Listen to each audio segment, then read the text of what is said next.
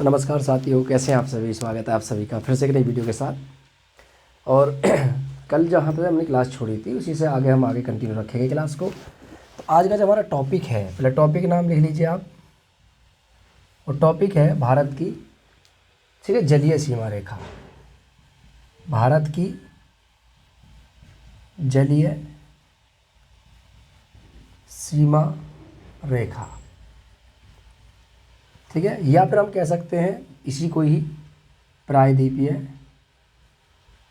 ठीक है, प्रायद्वीपीय भारत, प्रायद्वीपीय भारत, ठीक है। दोनों के ही बारे में हम आज बात करेंगे।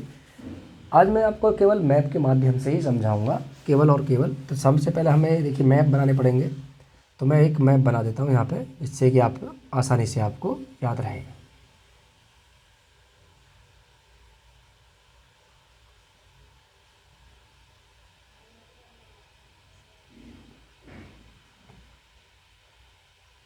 ठीक है, ये वाला मैप,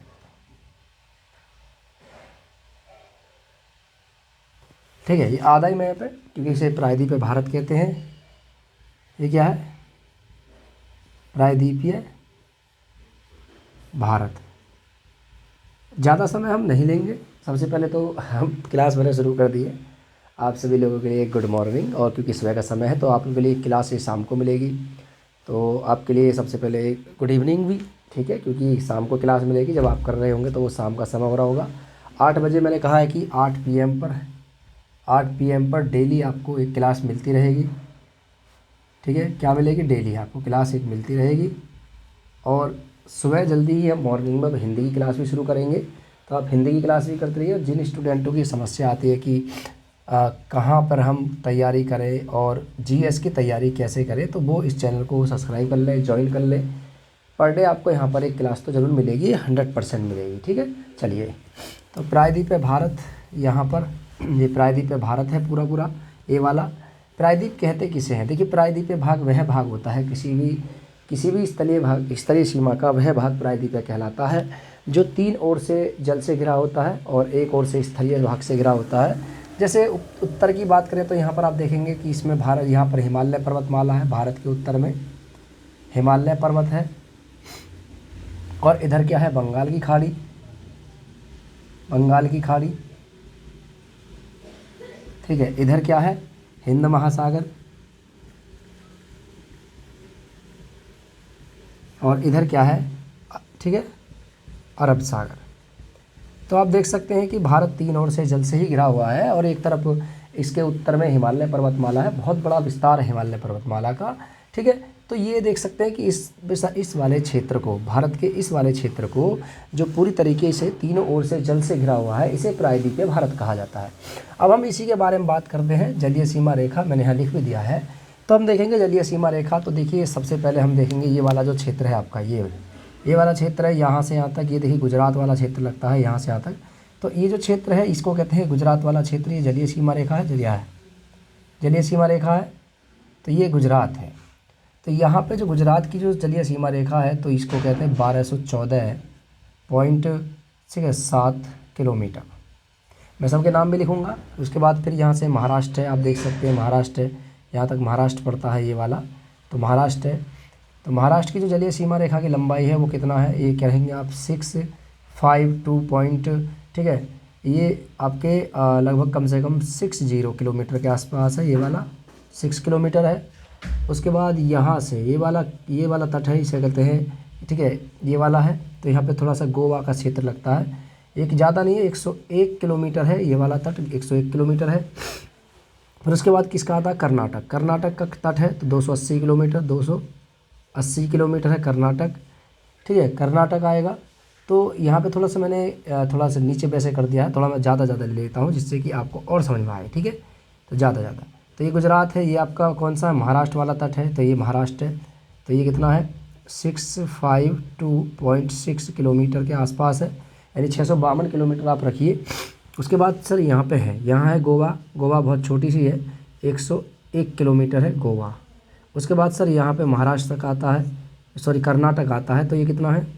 280 किलोमीटर। तो कौन सा है? ये वाला। और ये जो तट है आपका, ये केरल वाला तट, यहाँ तक जो लगता है, ये कितना है?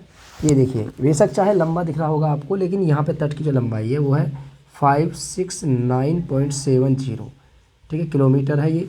उसके बाद सर यहाँ पे तमिलनाडु वाला क्षेत्र है, ये यहाँ तक पड़ता है। तमिलनाडु वाला क्षेत्र ये कितना है 906.9 किलोमीटर है। उसके बाद आंध्र प्रदेश का बहुत बड़ा तट है, दूसरे नंबर पे इसी का आता है, ठीक है, 973.6 किलोमीटर, जीरो लगभग में। उसके बाद सर यहाँ पे ओडिशा का तट है, ओडिशा पूरा तट लगता है, ठीक है, ओडिशा का तट तो ये लगता है कितना, ठीक है, 476.6 किलोमीटर के आसपास, यानी 6 किलोमीटर, इतना ही रहने दो, 476 किलोमीटर के आसपास। और ये जो है पश्चिम बंगाल का, ये कितना 157 किलोमीटर, ये पूरा तट है। तो जलीय सीमा रेखा की लंबाई कितनी है और सबसे अधिक जलीय सीमा रेखा की लंबाई किस राज्य की है, सबसे छोटी किस राज्य की है, देखिए इसी में से आप रख दोगे। अगर हम पूरे भारत की जलीय सीमा रेखा की लंबाई की ही बात करें, ठीक है, कुल जलीय सीमा रेखा, जलीय सीमा रेखा, भारत के कुल तटीय जलीय सीमा रेखा की लंबाई जो है वो कितना है, मैंने कल बताई थी 7516.6 किलोमीटर है। लेकिन अगर मुख्य भूमि के तटीय सीमा रेखा की लंबाई की बात करें तो लगभग में कितना आएगा, ये लगभग में मुख्य भूमि जो आएगी, ठीक है, मुख्य भूमि, यहाँ मैं लिख देता हूँ, मुख्य भूमि, मुख्य भूमि का तटीय भाग, तटीय लगभग कितना हो जाएगा, लगभग 6100 किलोमीटर के आसपास है यहाँ से यहाँ तक। अब इस 6100 किलोमीटर में सबसे लंबी जलीय सीमा रेखा गुजरात के पास है, इसे गुजरात, मैं यहाँ नाम लिख देता हूँ, ये है आपके गुजरात, ये क्या है गुजरात, ये गुजरात है। ये है महाराष्ट्र, ये क्या है महाराष्ट्र, महाराष्ट्र। ये है गोवा, ये गोवा है, छोटा सा है गोवा, मैं अरब सागर हटा देता हूँ यहाँ से, तो गोवा, ये क्या है गोवा। इधर आइए, ये क्या है कर्नाटक, कर्नाटक। ये आइए इधर क्या है केरल, ये केरल है, ठीक है। इधर आइए, ये है तमिलनाडु, तमिलनाडु, ठीक है। ये आइए इधर आंध्र प्रदेश, आंध्र प्रदेश। इधर आएंगे तो यहाँ पे पड़ता है ये ओडिशा, ओडिशा, और ये पड़ता है जी पश्चिम बंगाल, पश्चिम बंगाल। ये आपको तट दिखाई दे रहे हैं। तो हम कह सकते हैं कि भारत के 9 राज्य ऐसे हैं जो तटीय सीमा बनाते हैं, 1 2 3 4 5 6 7 8 9। तो कुल मिलाकर के ये तो बंगाली खाड़ी है, इसको आप छोड़ दीजिए बंगाल की खाड़ी को बीच में, क्योंकि इधर बंगाल की खाड़ी में है, ये हिंद महासागर है और ये अरब सागर था। तो भारत के कुल मिलाकर के 9 राज्य ऐसे हैं कुल, ठीक है, स्थलीय वाले राज्य कितने हैं 9, जो जलीय सीमा बनाते हैं, 9 जलीय सीमा बनाते हैं। अब इसमें से सबसे बड़ी जलीय सीमा रेखा गुजरात के पास है, तो सबसे लंबी यहाँ लिख सकते हैं आप, सबसे लंबी जलीय सीमा रेखा, जलीय सीमा गुजरात के पास है।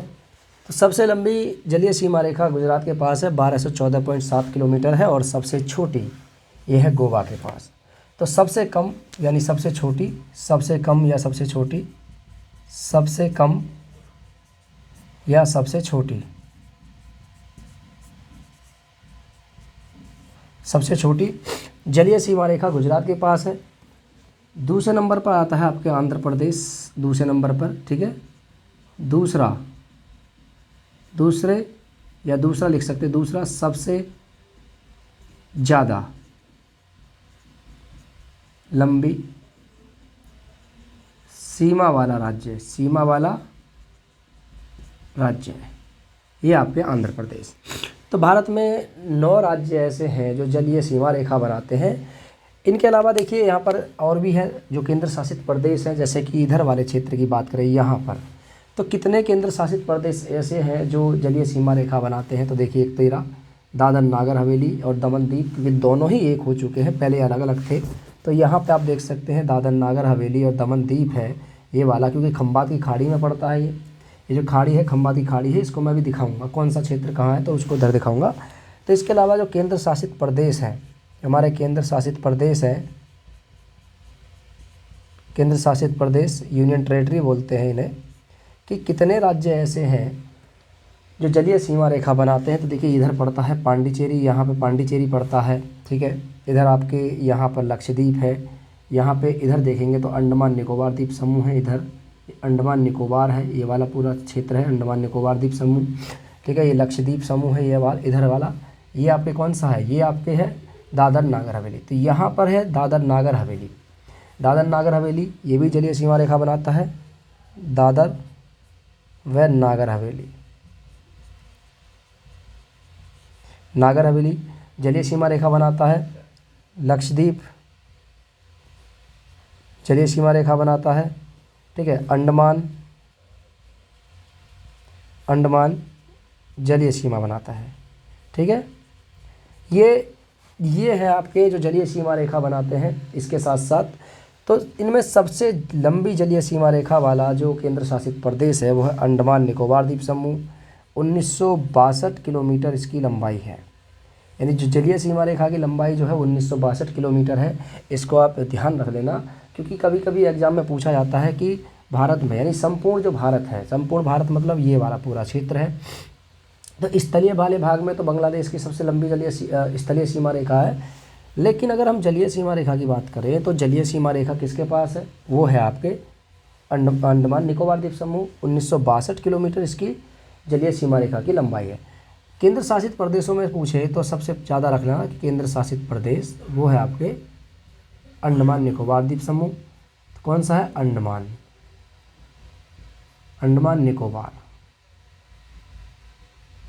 निकोबार ये कितना है, 1962 किलोमीटर इसकी जलीय सीमा रेखा की लंबाई है।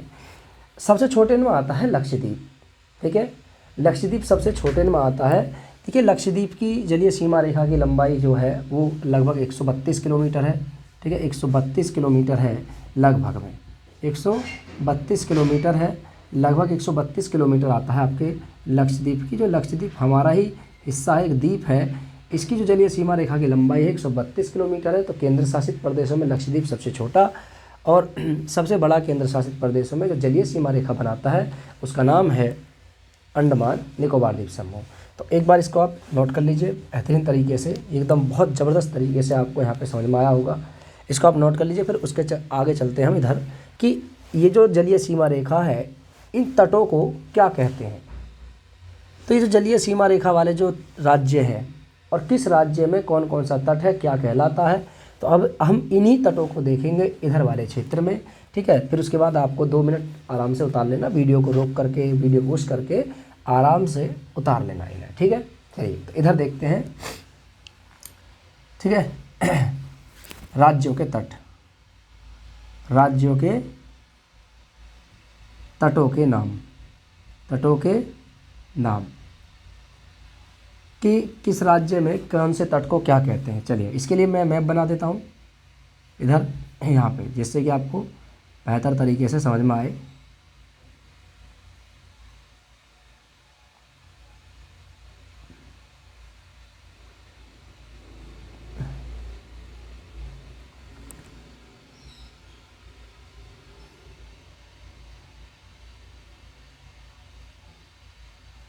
ठीक है, क्योंकि प्रायद्वीप पे भारत ही बनाएंगे हम। तो यहाँ से देख सकते हैं आप जो तटों के नाम हैं, तो यहाँ से और यहाँ तक का जो तट है, इस तट को बोला जाता है काठियावाड़ का, सॉरी कच्छ का तट। क्या बोलते हैं, कच्छ का तट बोलते हैं इसे। इस तट का नाम है कच्छ का तट। ये गुजरात वाला क्षेत्र है, कच्छ का तट कहते हैं इसे। यहाँ से यहाँ तक जो है इसको बोलते हैं काठियावाड़ का तट, ठीक है। ये कहाँ तक जाता है, गोवा तक जाता है, इसे कहते हैं काठियावाड़ का तट, काठियावाड़ का तट, ठीक है। और थोड़ा नीचे आएंगे तो यहाँ पर एक गोवा वाला जो ये जो सीमा लगती है इसको कहते हैं कोंकण, कोंकण का तट, इसे कोंकण का तट कहते हैं, ठीक है। ठीक है। और इसे कनारा तट कहते हैं। यहाँ पे एक क्षेत्र है इसका, इसको नाम दिया जाता है कनारा तट। क्या बोलते हैं इसे? कनारा तट। तो इसे कनारा तट कहते हैं, कनारा तट। ठीक है, आई होप कि आपको ये दिखाई दे रहा होगा अच्छी तरीके से। इसे कनारा तट कहते हैं। इसको बोलते हैं मालाबार का तट। ये है पूरा यहाँ तक मालाबार, मालाबार तट। और ये मालाबार तट वही तट है जिस पर 1498 ईस्वी में आकर के उतरा था कौन? Vasco D gamma. और ये केरल में स्थित है। और इस पर एक जो बंदरगाह था, इसे कालीकट बंदरगाह कहते थे। कालीकट वही स्थान पर उतरा था आपके कौन? Vasco D gamma. तो 1498 में यहाँ पर पड़ता है आपके कालीकट। और कालीकट जो है आपके, कालीकट ये कौन से वहाँ पे तट पर स्थित है? कालीकट। तो कालीकट जो है आपके ये स्थित है आपके मालाबार पर। और यहाँ उतरा था 1498 में वास्को डी गामा। और वास्को डी गामा कौन था? एक पुर्तगाली नाविक था, पुर्तगाली यात्री नाविक, जो कहाँ आया था? भारत आया था। जिस समय भारत में उतरा उस समय यहाँ का, यानी यहाँ का जो शासक था उसका नाम था जमोरिन। जमोरिन यहाँ का शासक था। और जमोरिन के साथ पहले तो इसका थोड़ा सा युद्ध सा हुआ, यानी एक थोड़ा सा युद्ध सा हुआ और दोनों के मध्य इतने अच्छे संबंध नहीं बने। लेकिन बाद में जब हुआ क्या कि बाद में फिर जमोरिन ने इसके स्वागत के लिए एक भव्य दरबार लगाया, इसे अपने दरबार में बुलाया और यहाँ से इसको मसाले दे करके भेजा। जब ये मसाले लेकर के यहाँ से गया और उसके बाद जब इसने यूरोप में जाकर के मसाले बेचे तो लगभग कम से कम यानी 60 गुना दाम पर वो मसाले बेचे और इससे 60 गुना प्रॉफिट हुआ। उसके बाद यही लालच बाद में अंग्रेज़ों को भारत खींच करके लेकर आया। ठीक है, चलिए वो आगे बताएंगे। यूरोपीय कंपनियों का आगमन होगा तो उसके बाद बताएंगे। इसमें हम देख लेते हैं। तो इसे कहते हैं मालाबार का तट। तो यहाँ से यहाँ तक का जो तट है इसे बोलते हैं मालाबार का तट। इधर वाली बात करें तो देखिए इसको बोलते हैं कोरोमंडल। क्या बोलते हैं? कोरोमंडल। कोरोमंडल कहते हैं इसे, कोरोमंडल।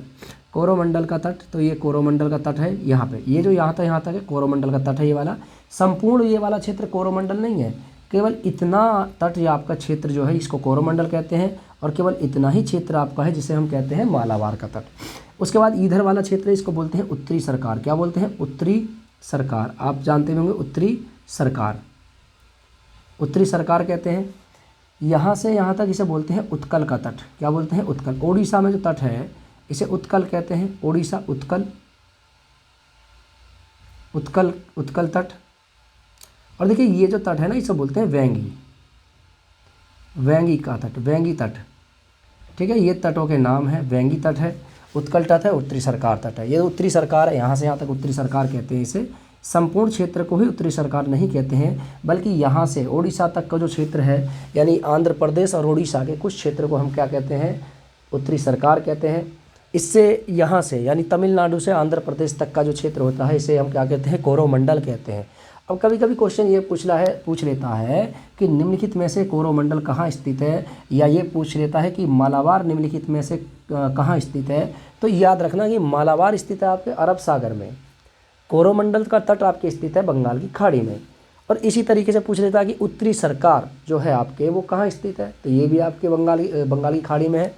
उत्कल का तट, देखिए उत्कल क्यों, याद रखना उत्कल क्या था कि प्राचीन काल में उत्कल ये किसको कहते थे? ये ओडिशा को, यानी किसको कहते थे? ओडिशा को ही उत्कल कहा जाता था। और इसका जिक्र कहाँ है? इसका जिक्र कहाँ है? ओडिशा, यानी उत्कल का जिक्र है हमारे भारतीय राष्ट्रीय गान में। इसका जिक्र है जनगण मन अधिनायक जय हे, भारत भाग्य विधाता, पंजाब सिंध गुजरात मराठा। ठीक है, तो वहाँ में आपको पता है उत्कल बंग, ये तो आपने सुना होगा, तो वहाँ पर आता है। तो उत्कल और बंग, तो बंग मतलब बंगाल और उत्कल मीन्स ओडिशा, इन दोनों का जिक्र है वहाँ पे। मैंने बताया था, मैंने एक बार शॉर्ट वीडियो बनाई थी कि इसमें 7 राज्यों का जिक्र आता है। एक लड़के ने भी कमेंट किया था कि सर 7 ही राज्य क्यों आते हैं, तो और क्यों नहीं आते? देखिए जब राष्ट्रीय गान लिखा गया था तो हमारे राज्य नहीं थे, ठीक है, प्रांत थे। और प्रांतों में से जो देसी रियासतें थीं, देसी रियासतों में ये थे। लेकिन जो बाकी जो क्षेत्र था उसमें ब्रिटिश भारत के क्षेत्र थे, सॉरी उसमें वो क्या नाम है, पुर्तगाली क्षेत्र भी थे, किसी पर कहीं पर किसी का कब्जा था। लेकिन जो ब्रिटिश भारत के अंतर्गत थे वो बड़ी बड़ी रियासतें 7 थीं उस समय, मतलब बड़ी बड़ी रियासतें जो ब्रिटिश भारत के अंतर्गत आ रही थी वो उन्हीं रियासतों को इसमें शामिल किया गया था। तो पंजाब, सिंध आप देख सकते हैं। वर्तमान सिंध वाला क्षेत्र आपके कहाँ पे है? सिंध वाला क्षेत्र आपके पाकिस्तान में है। तो पंजाब, एक पंजाब हमारे पास है, यानी पूर्वी पंजाब हमारे पास है। पश्चिमी पंजाब किसके पास है, पाकिस्तान के पास। ठीक है, तो बहुत सारे इसमें आता है। चलिए वो राष्ट्रगान वाला फिर बाद में बताएंगे, टेंशन ना लीजिए आप। चलिए तो यहाँ पर आप इस चीज़ को याद रख सकते हैं। देखिए कच्छ का तट, ये पूछ सकता है कि कच्छ का तट कहाँ स्थित है, ये गुजरात में है, गुजरात। काठियावाड़ का तट, ये आपको काठियावाड़ कहते हैं यहाँ से, गुजरात से लेकर के महाराष्ट्र है। कोंकण का तट आपके कहाँ, गोवा में है।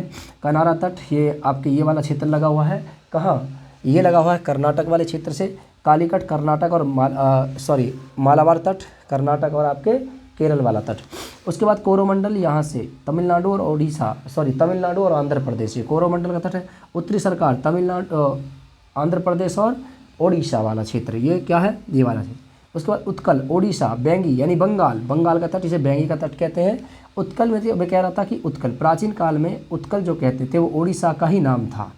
ठीक है, और इसे राजधानी कलिंग होती थी और कलिंग भी कहते थे इसे। और ये वही कलिंग है जिस पर 261 BC में अशोक ने आक्रमण किया था।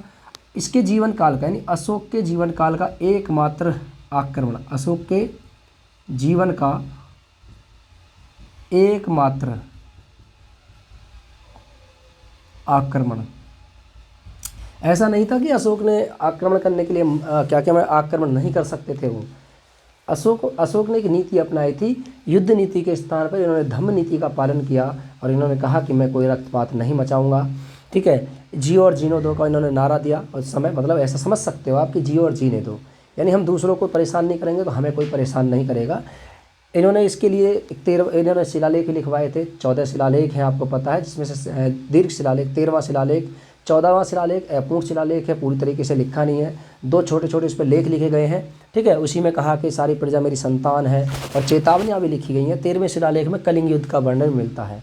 अशोक ने अपने राज्याभिषेक के 9वें वर्ष यानी 8 वर्ष बाद 9वें वर्ष कलिंग पर आक्रमण किया था। ठीक है, वो आगे हिस्ट्री की मैंने क्लास जब कराऊंगा तो उसमें बताऊंगा अच्छी तरीके से। अभी हम थोड़ा क्या पढ़ते हैं, हम पढ़ते हैं ज्योग्राफी। ठीक है, चलिए तो ये कोरोमंडल, मालाबार, सर ये हो गया, पूरा टोटल हो गया। आप एक बार इसे फिर से देख लीजिए, कच्छ का तट, काठियावाड़ का तट, कोंकण का तट, कनारा तट, ठीक है, मालाबार तट जहाँ पे पुर्तगाली आया था, कौन, वास्को डी गामा भारत आया, जमोरिन उस समय यहाँ का शासक था, इसका भव्य स्वागत किया। ठीक है, उसके बाद कोरोमंडल तट, तो ये कहाँ पड़ते हैं, देखिए इधर मैंने बताया था ये बंगाल की खाड़ी है, आप ध्यान रखना, बंगाल की खाड़ी, बंगाल की खाड़ी, ये बंगाल की खाड़ी है।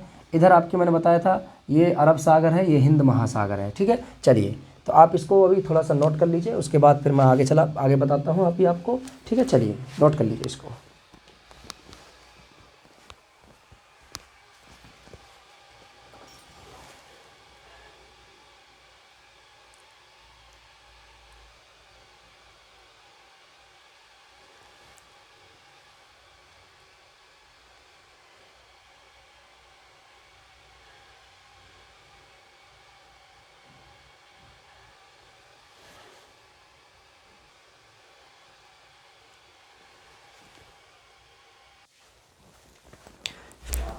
चलिए यहाँ तक हो गया।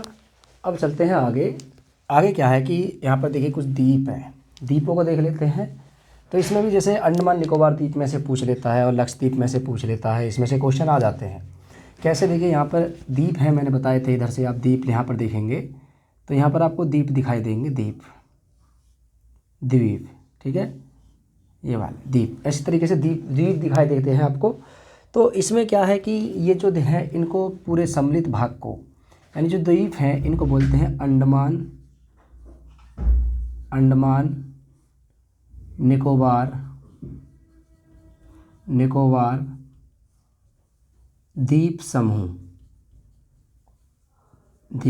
अब आप कहोगे जी तो हमें पता है क्यों लिखा जा रहा है, ये इसलिए लिख रहा हूँ मैं जिससे कि यहाँ पर आपको ये पता चल जाए कि अंडमान निकोबार द्वीप समूह को कितने भागों में बांटा गया है और इनमें से इसको क्या कहते हैं, इसको क्या कहते हैं, इसको क्या कहते हैं, इसको क्या कहते हैं, इसको क्या कहते हैं, इसको क्या कहते हैं। देखिए यहाँ मैं अगर बात करूँ तो देखिए इसको मैं हटा देता हूँ थोड़ी देर के लिए, ये तो आपको पता ही होगा यहाँ पे। चलिए इसको बोलते हैं उत्तरी अंडमान, क्या बोलते हैं, उत्तरी अंडमान, उत्तरी अंडमान,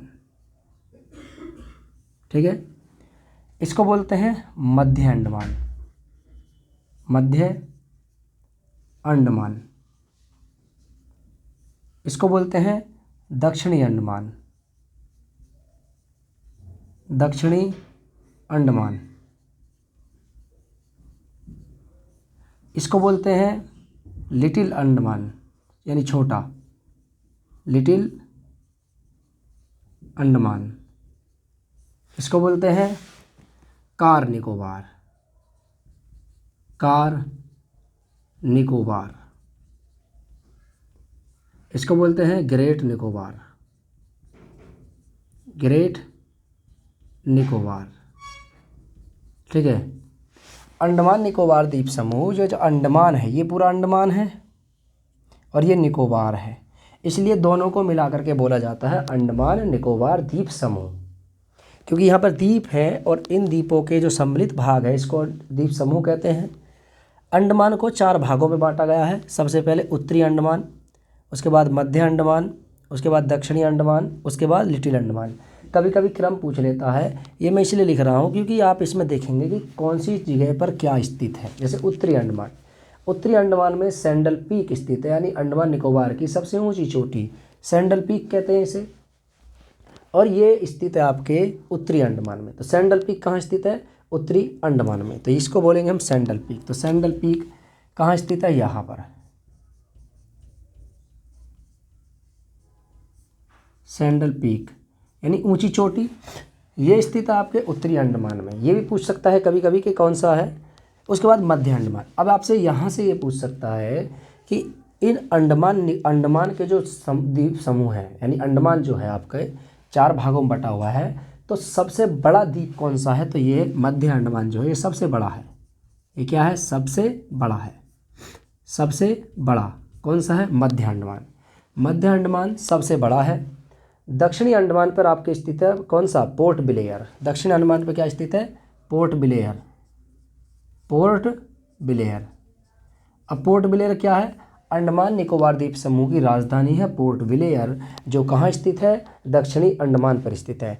लिटिल अंडमान, लिटिल अंडमान जो है ये अलग करता है। लिटिल अंडमान और कार निकोबार के मध्य एक चैनल है, इस चैनल को कहते हैं हम 10 डिग्री, क्या बोलते हैं? 10 डिग्री चैनल। क्या कहते हैं? 10 डिग्री चैनल कहते हैं। चाहे तो यहाँ देख लीजिए आप, इसको यहाँ देख लीजिए, इस तरीके से मैं यहाँ लिख देता हूँ।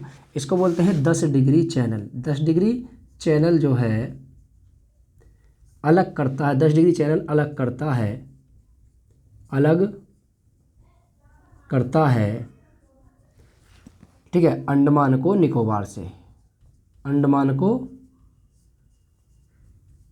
निकोबार से, अंडमान को निकोबार से अलग करता है 10 डिग्री चैनल। तो अंडमान को निकोबार से अलग करता है 10 डिग्री चैनल, याद रखना। यहाँ पर एक क्वेश्चन और आता है कि जो आपके इंदिरा पॉइंट है, निम्नलिखित में से इंदिरा पॉइंट कहाँ स्थित है? तो आपको ये तो देगा, अगर नॉर्मली आपसे क्वेश्चन पूछ लिया कि इंदिरा पॉइंट कहाँ स्थित है, तो वो तो आपको पता है कि अंडमान निकोबार द्वीप समूह में स्थित है। अगर मान लीजिए अंडमान निकोबार द्वीप समूह में इन भागों को दे दिया जाए, फिर कैसे आप बताओगे? तो आपको क्या है, यहाँ पर ग्रेट निकोबार में एक पॉइंट है, अक्षांशीय विस्तार की बात करें तो उसमें वो पड़ता है 6 डिग्री 45 मिनट। तो यहाँ पर 6 डिग्री 45 मिनट पर स्थित है आपके इंदिरा पॉइंट। तो ग्रेट निकोबार में जो यहाँ पर 6 डिग्री 45 मिनट, जो भारत का सबसे दक्षिणी बिंदु है, ये 6 डिग्री 45 मिनट पर जो स्थित है, यहीं पर स्थित है आपके इंदिरा पॉइंट। क्या है? Indira point. Indira point, Indira point आपके कहाँ स्थित है? 6 डिग्री 45 मिनट पर आपके स्थित है इंदिरा पॉइंट। और ये इंदिरा पॉइंट कहाँ स्थित है? तो वो है आपके ग्रेट निकोबार में। कहाँ है? ग्रेट निकोबार में। तो ध्यान रखना, ये पूछ सकता है कि ग्रेट निकोबार में स्थित है आपके क्या? इंदिरा पॉइंट। इसको आप ध्यान रख लेना। चलिए, यहाँ पर हो गया। जब डिग्री चैनल की बात करते हैं, पहले चैनल समझिए, चैनल होता क्या है। आप चैनल के बारे में समझिए कि चैनल कहते किसे हैं। ये टीवी और ये फिल्म वाले या फिर ये वाले चैनल नहीं। चैनल होता क्या है? एक जलीय राशि होती है। क्या होती है? एक जलीय राशि होती है। याद ध्यान रखना, जलीय राशि होती है। जलीय राशि का मतलब एक जल की एक राशि होती है जो अलग करती है किसको? यानी चैनल जो होता है एक जलीय राशि होती है जो अलग करती है, अलग करती है किसको? ये अलग करती है 2 स्थलीय भागों को अलग करती है, 2 स्थलीय भागों को अलग करती है, 2 स्थलीय भागों को अलग करती है। या दो जलीय भाग, जो दो स्थलीय भागों को अलग करती है, इसे कहते हैं चैनल कहते हैं इसे। अब ये आप कहोगे जी 10 डिग्री चैनल कैसे? देखिए, ये जो हमारी अक्षांश रेखा है, जो मैंने आपको कल बताई थी अक्षांश रेखाएं, ये वाली अक्षांश रेखाएं हैं, ये जिस डिग्री से होकर गुजरती हैं उसी डिग्री पर इनका नाम दे दिया गया है इतने डिग्री चैनल। जैसे यहाँ से जो रेखा गुजरती है इसको नाम दे दिया है 10 डिग्री चैनल। और ये किस किस को अलग करता है? तो ये करता है लिटिल अंडमान और कार निकोबार को अलग करता है 10 डिग्री चैनल। अगर हम कहें कि द्वीपों की बात करें तो देखिए अंडमान और निकोबार को अलग करता है 10 डिग्री चैनल। लेकिन अगर आपसे पूरा ही अच्छी तरीके से पूछ लिया जाए, क्योंकि अब ऐसा टाइम नहीं बचा है कि आपसे केवल ऊपरी तरीके से ही पूछेगा कि भाई नॉर्मल तरीके से बता दीजिए। एग्जाम में आप कुछ भी पूछ सकता है, कहीं से भी क्वेश्चन पूछ सकता है, कहीं से क्वेश्चन पुटअप कर सकता है। क्योंकि जब गांधी जी की लंगोटी पूछ सकता है तो सोच लीजिए कि अब यहाँ तो ये तो क्वेश्चन बहुत अच्छा है। और मैंने कहा कि ज्योग्राफी आपको बहुत अच्छी तरीके से विद मैपिंग के माध्यम से समझाऊंगा, एक एक चीज़ मैप के माध्यम से। मैं मेहनत कर रहा हूँ, आप मेरे साथ जुड़े रहिए, ठीक है? आपको सफलता अवश्य मिलेगी। डिमोटिवेट मत होइए, मत होइए, किसी के कहने से मत होइए। और मोटिवेशन जो होती है ना, ये बहुत सारी क्लासेस चलती है मोटिवेशन वाली, ये करेंगे वो करेंगे। जब तक आपके मन में खुद के अंदर से जिज्ञासा नहीं आएगी पढ़ने की या किसी चीज़ की, तब तक आप नहीं पढ़ सकते हो, ठीक है? याद रखना।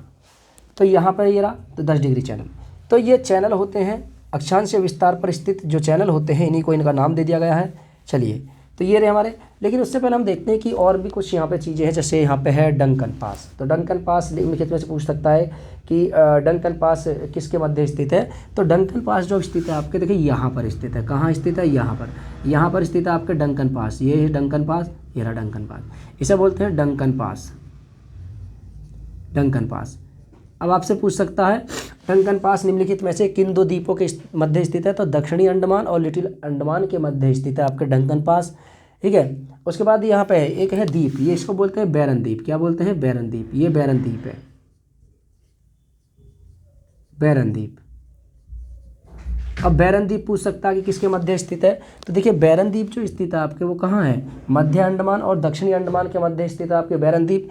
एक यहाँ पर एक द्वीप और पड़ता है जो यानी अंडमान निकोबार द्वीप समूह को इससे अलग करता है, म्यांमार से, यानी इधर वाले क्षेत्र से अलग करता है, ठीक है? तो ये कौन सा है? इसको बोलते हैं हम क्या? इसको बोलते हैं कोको द्वीप।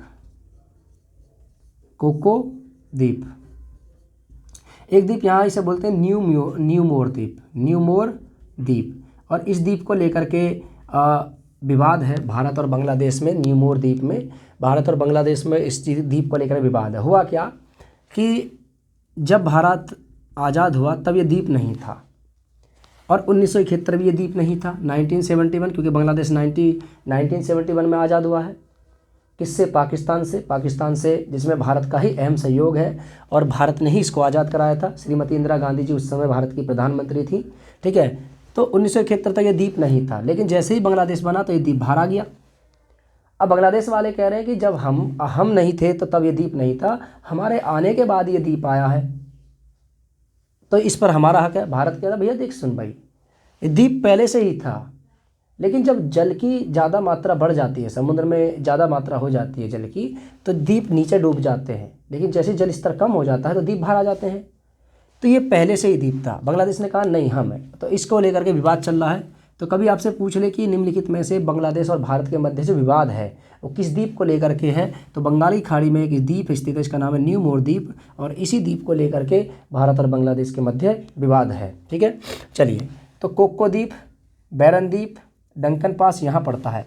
इसी के साथ साथ देखिए यहाँ से एक क्षेत्र और हमें यहाँ पे पता है कि ये क्या है? ये श्रीलंका लटकी हुई है इस तरीके से। आप जानते हैं श्रीलंका, ये श्रीलंका है, ये श्रीलंका, ये क्या है? श्रीलंका।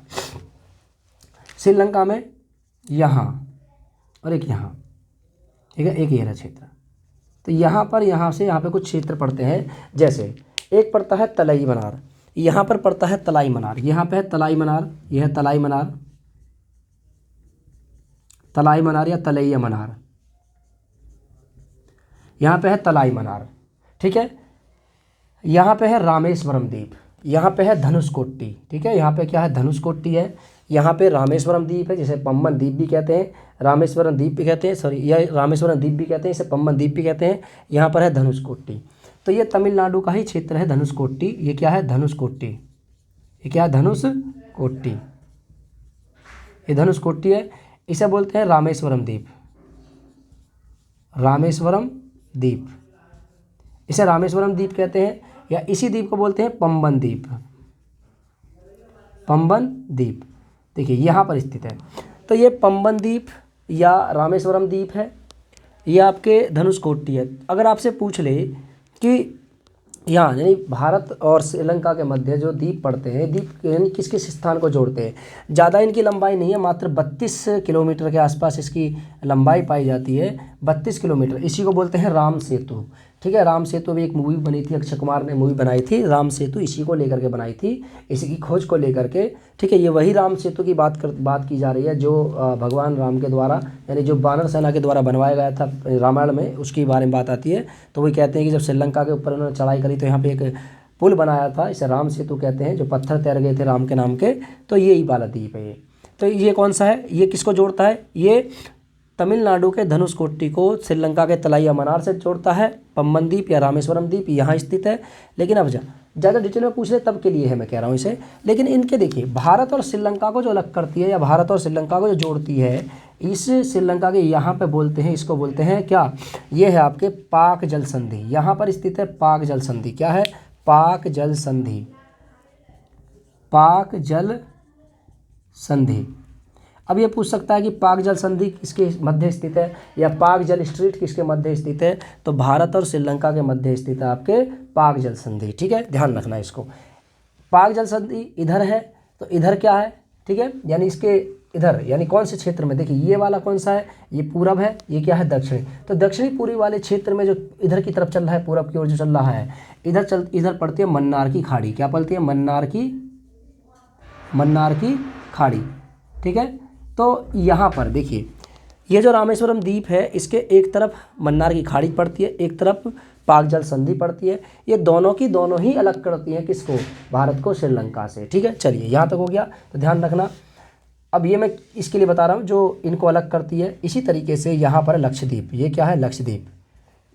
ध्यान रखना, ये लक्षद्वीप है, ये मिनिकॉय है, और ये मालदीव है। अब जब इनको ये अलग कर रहे हैं तो इनको भी तो कोई अलग करने वाला चाहिए, तो ध्यान रखना, मैं इनके नाम लिख देता हूँ। ये है लक्षद्वीप, जिससे कि आपको याद रहे, लक्षद्वीप। ये है मिनिकॉय,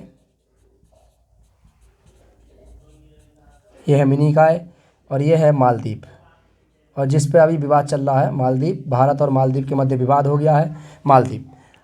इनके मध्य में भी कुछ डिग्री चैनल जाते हैं जो अलग करते हैं। तो देखिए यहाँ पे है 9 डिग्री। क्या है जी? 9 डिग्री। ये 9 डिग्री चैनल है। ये क्या है? 9 डिग्री चैनल। ये है यहाँ पर 8 डिग्री चैनल। क्या है जी? 8 डिग्री चैनल। ये 8 डिग्री है। अब आप देखिए, आपको रटने की कोई आवश्यकता नहीं है, आप आसानी से समझ सकते हैं। 8 डिग्री चैनल करता है अलग मालदीव को मिनिकॉय से। मालदीव को मिनिकॉय से अलग करता है 8 डिग्री चैनल। मिनिकॉय को लक्षद्वीप से अलग करता है 9 डिग्री चैनल। ठीक है, अंडमान को निकोबार से अलग करता है 10 डिग्री चैनल। मन्नार की खाड़ी अलग करती है भारत और श्रीलंका को, और पाक जल संधि भी अलग करती है किसको? भारत और श्रीलंका को। ठीक है, इधर कोक्को द्वीप है, आप देख सकते हैं यहाँ पे म्यांमार और उत्तरी अंडमान वाले क्षेत्र में, इसको भी मान लीजिए कि इसको अलग करता है। यहाँ पे कोक्को द्वीप है स्थित। इधर देखें, बैरन द्वीप अलग करता है मध्य अंडमान और दक्षिणी अंडमान को, यानी इनके मध्य स्थित है। देख सकते हैं यहाँ पे एक द्वीप है, अलग तो नहीं कर रहा लेकिन साइड में है। इसी तरीके से यहाँ डंकन पास है दक्षिणी अंडमान और लिटिल अंडमान में। सैंडल पीक, ठीक है, अंडमान निकोबार द्वीप समूह की सबसे ऊंची चोटी सैंडल पीक उत्तरी अंडमान में स्थित है। सबसे बड़ा भाग इसका कौन सा है? मध्य अंडमान। इसकी राजधानी पोर्ट ब्लेयर दक्षिणी अंडमान में स्थित है। ठीक है, चलिए, भारत का सबसे दक्षिणी बिंदु इंदिरा पॉइंट ग्रेट निकोबार में स्थित है, 6 डिग्री 45 मिनट पर। ठीक है, चलिए, इसको आप एक बार नोट कर लीजिए।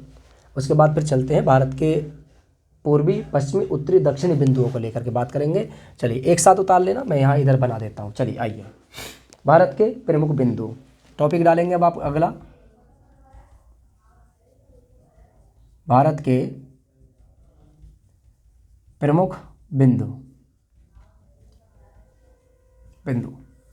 ठीक है, देखिए वही मैप बना देता हूँ मैं।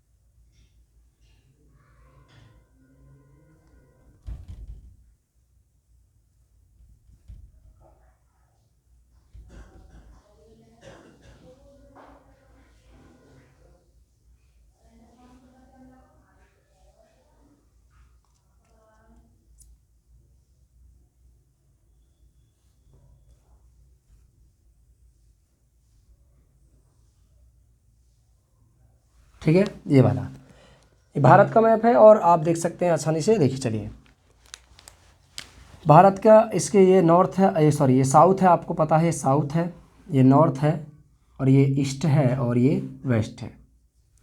ठीक है, यानी जो हम चारों बिंदुओं के बारे में बात करने वाले हैं वो इन्हीं बिंदुओं के बारे में बात करने वाले हैं। देखिए सबसे पहले यहाँ पर है, इसको बोलते हैं Indira call, Indira call, Indira call. यहाँ है कन्याकुमारी, कन्याकुमारी। ठीक है, यहाँ पे इसे बोलते हैं किबुथु, किबीथु, दिख रहा होगा शायद आपको किबीथु। और इसे बोलते हैं गोरमोता, गोरमोता या गोरमोती। ठीक है, गोरमोता। तो गोरमोता या गोरमोती, ठीक है, गोरमोता ही लिख देता हूँ, गोरमोता आता है, गुजरात में स्थित है।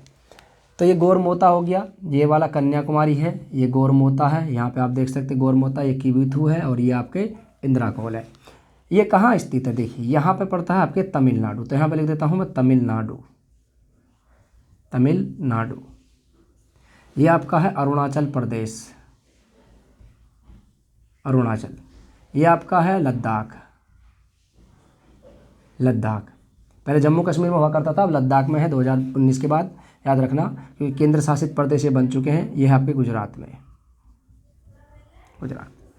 तो मैं यहाँ से आपसे पूछूं, आपको रटने की आवश्यकता नहीं है, आपसे पूछूं मैं कि भारत का सबसे उत्तरी बिंदु कौन सा, तो आप कहोगे लद्दाख में स्थित इंदिरा कॉल। मैं आपसे कहूँ कि भारत का सबसे दक्षिणी बिंदु कौन सा है, तो आप कहोगे तमिलनाडु में स्थित है कन्याकुमारी। इसे पिग्मेलियन पॉइंट भी कहते थे इसे, ठीक है, याद रखना, पिग्मेलियन पॉइंट भी कहा जाता था। क्यों कहते थे, क्योंकि भारत का सबसे दक्षिणी बिंदु पिग्मेलियन पॉइंट ही हुआ करता था। लेकिन हुआ क्या कि तमिलनाडु का जो ये कुछ हिस्सा है यहाँ से, ये समुद्र में डूब चुका है, जो समुद्र में डूब चुका है। तो अब जो स्थलीय सीमा बची है इस वाले क्षेत्र की, भारत के सबसे दक्षिणी स्थलीय भाग की सीमा बची है, वो कन्याकुमारी तक बची है। और कन्याकुमारी आपके पड़ता है तमिलनाडु में, इसलिए भारत का सबसे दक्षिणी बिंदु पहले पिग्मेलियन पॉइंट हुआ करता था, लेकिन अब क्या है, कन्याकुमारी है। क्यों, रीजन मैंने आपको बता दिया है, इसलिए। ठीक है, अगर आपसे कोई पूछने लगे, क्योंकि आजकल बहस करने वाले लोग बहुत होते हैं, कहते हैं कि क्यों बताइए, पहले पिग्मेलियन था, कन्याकुमारी क्यों रख दिया अब, तो बता देना कि समुद्र का जलस्तर बढ़ता जा रहा है, धीरे धीरे जो तटीय वाला भाग है भारत का वो डूबता जा रहा है, और इसलिए अब जहाँ पर स्थलीय सीमा बची है वो कन्याकुमारी है, तमिलनाडु। ये कितना है, 8 डिग्री 4 मिनट पर है। कितना है, 8 डिग्री 4 मिनट पर ही है, अभी भी फिलहाल 8 डिग्री 4 मिनट पर है। लेकिन भारत का सबसे दक्षिणी बिंदु मैंने बताया था आपसे, उसका नाम है इंदिरा पॉइंट। ये भारत का सबसे दक्षिणी बिंदु है, लेकिन ये जलीय सीमा का सबसे दक्षिणी बिंदु है 6 डिग्री 45 मिनट पर, और ये 8 डिग्री 4 मिनट पर है। यहाँ पे आप देख सकते हैं 37 डिग्री, ठीक है, 6 मिनट, ठीक है, 37 डिग्री 6 मिनट, और ये 68 डिग्री 7 मिनट, और ये 97 डिग्री 25 मिनट, आप देख सकते हैं, ये रहा। तो ये है आपके यहाँ पर भारत की कौन सा, भारत के प्रमुख बिंदु।